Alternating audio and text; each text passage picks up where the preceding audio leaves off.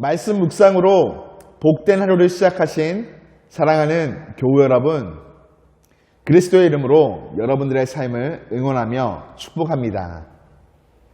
오늘 본문을 보면 야곱과 라반이 각자 서로의 재산을 불리기에 경쟁하는 모습이 등장합니다.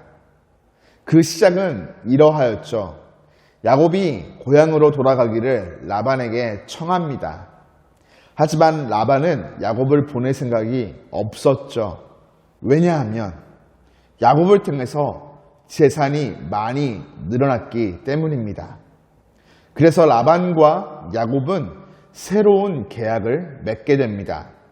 앞으로 양과 염소가 태어날 때 아롱진 것, 즉 얼룩무늬가 있는 것과 점 있는 것을 야곱의 소유로 하는 계약이었죠.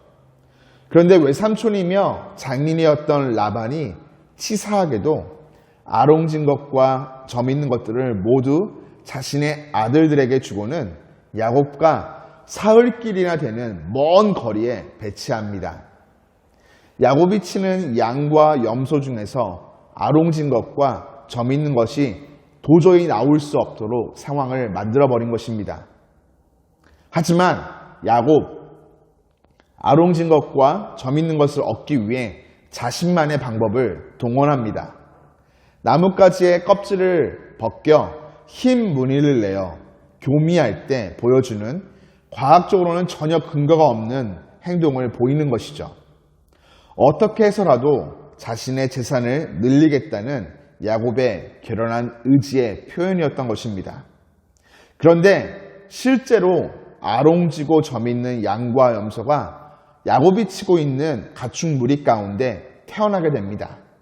그리고 야곱은 튼튼하고 실한 양과 염소가 교미할 때만 이 방법을 사용해서 건강한 가축들을 많이 갖게 되죠.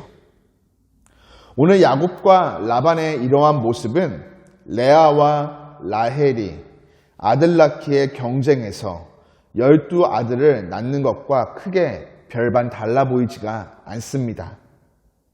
야곱은 하나님의 언약으로 태어난 후손이며 하나님의 특별한 선택을 받은 사람이었죠. 이런 행동까지 하지 않았어도 하나님은 그에게 세상에서 살아가기에 부족함이 없도록 부요함을 주셨을 것입니다.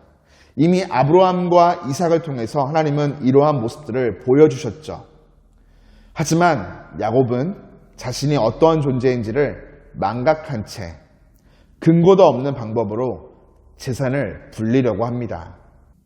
그런데 말이죠, 실제로 그 방법이 통했습니다. 이것은 야곱의 방법이 옳아서가 아니라 야곱을 향한 하나님의 언약 때문에 이루어진 것이었죠.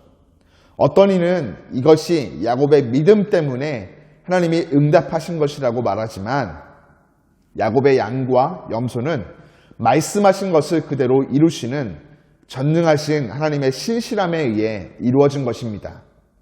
여기서 야곱은 자신의 꾀와 판단, 자기의 열심을 가지고 복을 얻으려는 우매함만을 드러냈죠. 야곱의 간절한 마음에 하나님이 감동하셔서 그의 소원을 들어주신 것이 아니라 야곱의 행위와 상관없이 하나님의 언약 가운데 하늘의 복이 은혜로 주어진 것입니다. 만일 우리의 행위에 따라 하늘의 복이 주어진다면 연약하고 부족한 행실을 통해 사실 우리는 그 어떤 것도 받을 수가 없을 것입니다.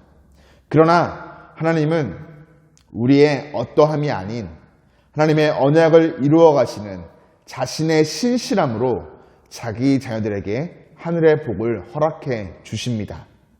이를 통해 우리 하나님이 어떠한 분이시며 우리 또한 하나님께 어떠한 존재인지를 깨닫는 은혜를 얻게 되죠.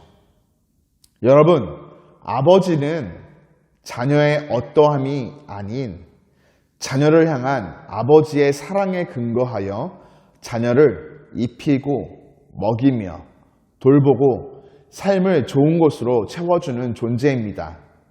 그렇습니다. 오늘 나의 연약함과 부족함 앞에서도 삶의 자리에 놀라운 은혜와 복이 임하는 것은 하늘 아버지 되시는 우리 하나님께서 우리를 향하여 신실한 사랑으로 베풀어 주시는 은혜이죠.